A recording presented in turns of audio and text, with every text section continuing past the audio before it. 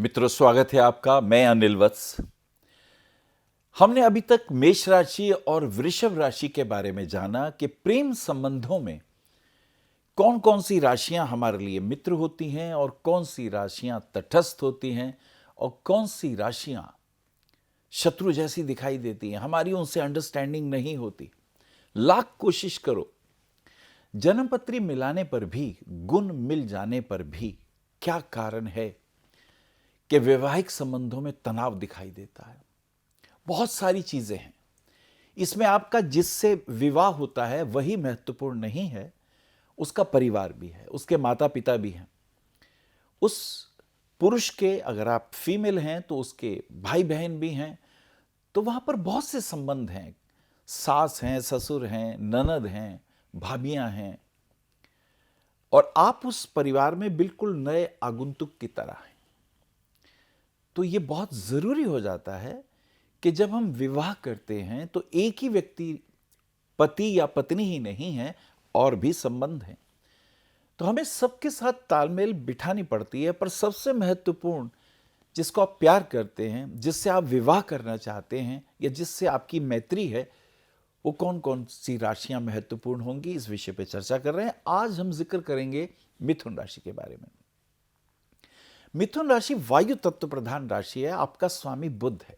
विश्लेषण करना, तर्क वितर्क करना, लॉजिक से हर बात को स्वीकार करना, और कोई भी बात हो उसकी गहराई तक पहुंचना और आगे की भी योजना बना लेना, ऐसा आपका स्वभाव है। घूमना फिरना आपको पसंद है। आपको अच्छा लगता है कि कोई आपके साथ सम्मान से बात करे, अदब से बात करे, उसके साथ आप बहुत फ्रेंडली हो जाते हैं। और जब कोई व्यक्ति बदतमीजी से बात करे या उसका बात करने का ढंग अकड़ वाला हो, अभिमान पूर्वक हो, आप उससे टॉलरेट नहीं कर पाते हैं। यद्यपि ग्रहों के भी संबंध हैं, लेकिन मिथुन राशि वाले अगर प्रेम करेंगे तो किन राशियों के साथ उनका प्रेम भाव चलेगा, किन से उनकी मैत्री होगी, आइए इसकी चर्चा करते हैं। स्वभावता ही मिथुन राशि चूंकि वायु तत्व प्रधान है, इसलिए तुला राशि उसे बहुत आकर्षित करती है। वो भी वायु तत्व प्रधान है, लेकिन वो पंचम भाव जो कि मैत्री का है, प्रेम संबंधों का है, परस्पर आकर्षण का है। कहते हैं ना, first sight love. So the fifth house, उसकी जो लॉर्डशिप जाती है वो तुला राशि है और उसका स्वामी शुक्र है। शुक्र के पास रूप है, सौंदर्य है, ललित कलाएं हैं, नृत्य है। अब आप देखिए कि किस तरीके से मिथुन राशि का प्रभाव तुला पे होगा और तुला का कितना होगा मिथुन के ऊपर।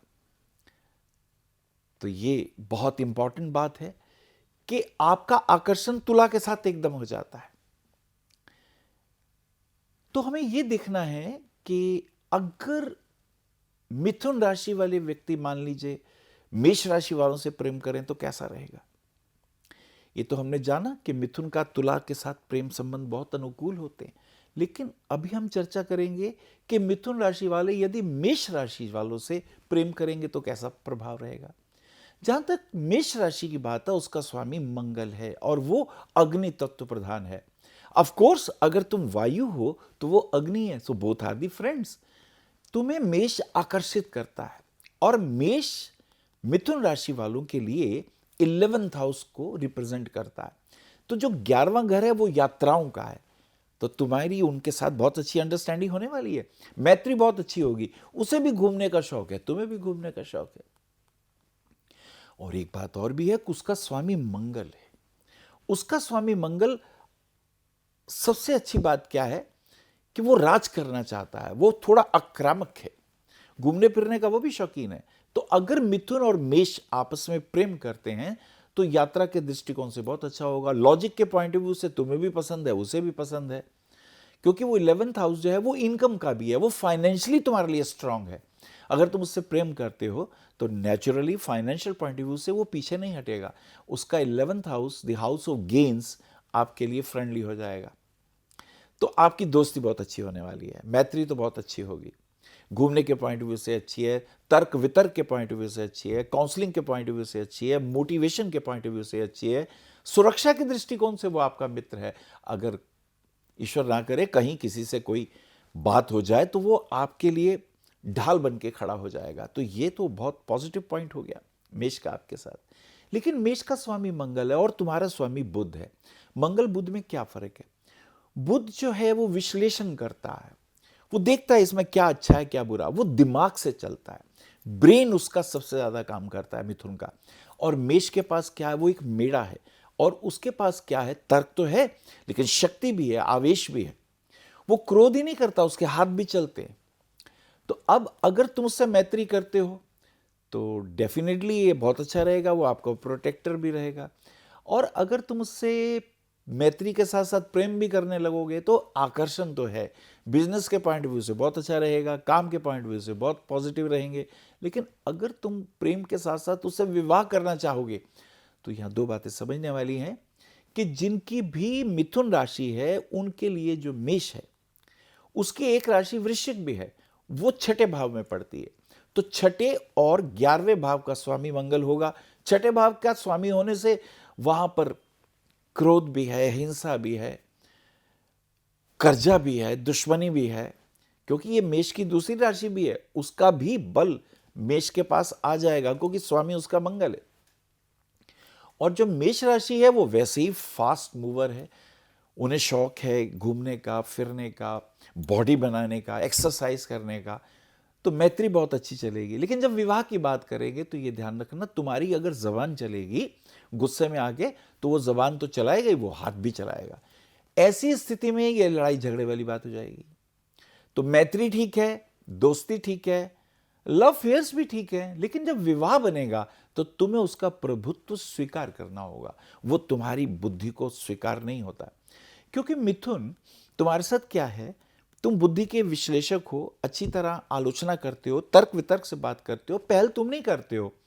लेकिन मेष के पास क्या है? मेष के पास सीधा ही आवेश है, उसके पास शक्ति है, उसका जो रूलिंग प्लैनेट है वो मार्स है।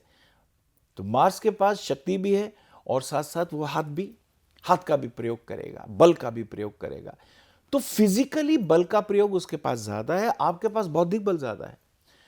तो जब आप मित्र होते हैं तो ये पॉजिटिव हो जाता है। अगर आप कोई काम करते हैं, बिजनेस करते हैं, तो डेफिनेटली उसके पास फिजिकल ताकत भी है, उसके पास तर्क की भी ताकत है, लॉजिकली भी ताकत है। पर तुम्हारे पास काउंसलिंग एबिलिटी ज़्यादा है, सपने तुम ज़्यादा देखते हो, तुम्हें घूमने फिरने का भी शौक है और तुम चाहते हो गहरे में कोई तुमको प्रेम करे। लेकिन जब तुम विवाह कर लेते हो तो इसमें ये बात महत्वपूर्ण होगी कि अगर तुम्हें यह चुनना हुआ कि उस घर का किंग कौन होगा, किसको बर्दाश्त करना होगा, फाइनली मेष तुम्हारे ऊपर रूल करेगा। और ऐसे में अगर तुम स्वीकार नहीं कर पाओगे तो तनाव होगा, तो टेंशन होगी। तो मिथुन राशि वालों को मेष राशि से विवाह करते वक्त एक बात का ध्यान रखना है, आकर्षण पूरा आएगा, क्योंकि fire and air are the friends. लेकिन विवाह होने के बाद उसका प्रभुत्व आप पे ज्यादा होगा। यदि आप उसका प्रभुत्व स्वीकार करने को तैयार हैं तो विवाह के दृष्टिकोण से आगे बढ़ सकते हैं। लेकिन मिथुन राशि वालों को हमेशा ध्यान रखना चाहिए कि उनका 6 और 11th हाउस का स्वामी मंगल है और इस दृष्टिकोण से वो कभी कभी क्रूर होते हैं, हिंसक होते हैं और बात बहुत बढ़ भी जाती है। और यदि मिथुन तुम ये बर्दाश्त नहीं कर पाए तो ये संबंध दुखदायक हो जाएंगे, पीड़ादायक हो जाएंगे। तो आपको किसी भी कीमत पे अगर उससे विवाह करना है तो उसकी उस भावनाओं से नहीं खेलना है। ऐसी स्थिति पैदा नहीं करनी है कि उसे हाथ चलाना पड़े, उसको फोर्सफुली अटैक करना पड़े। ऐसी हालत में वो पीछे नहीं रहेगा और तुम आहत हो जाओगे। सो बी केयरफुल। लव अफेयर्स के मामले में ठीक है, मैत्री के मामले में ठीक है, लेकिन वो गुस्से में लड़ाई झगड़ा भी करेगा, वो पीछे हटने वाला नहीं है, उसमें आवेश ज्यादा है। उसका मंगल तुम्हारा बुध मिलके क्या कर सकते हैं? अच्छी काउंसलिंग कर सकते हैं, मोटिवेशन अच्छा कर सकते हैं, कोई भी थीम है, कोई भी कार्य है, उसमें आप दोनों बहुत अच्छी यात्रा कर सकते हैं। पर विवाह के दृष्टिकोण से, आर्थिक दृष्टिकोण से वो एक महत्वपूर्ण राशि है, वो तुम्हारे लिए पॉजिटिव है। लेकिन जब बात होगी स्वामी कौन है घर का और उसका आवेश अगर तुम टॉलरेट नहीं कर पाए तो ये संबंध दुखदायी होंगे। सो बी केयरफुल। नमस्कार। आप आचार्य श्री अनिल वत्स जी के ज्योतिष व ध्यान संबंधी प्रोग्राम www.astroanilvats.com व मासिक राशिफल YouTube पर भी देख सकते हैं। विशेष जानकारी के लिए संपर्क करें। भविष्य कथन VE 279 गली नंबर 6 हरिनगर, न्यू दिल्ली 110064।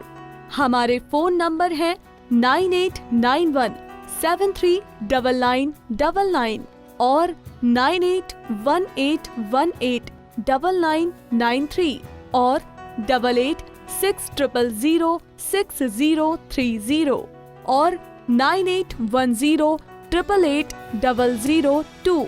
हमारी वेबसाइट है www.bhavishyakathan.org। ईमेल है acharyaanilvats@gmail.com। अपॉइंटमेंट के लिए संपर्क करें सुबह 11 बजे से शाम 6 बजे तक।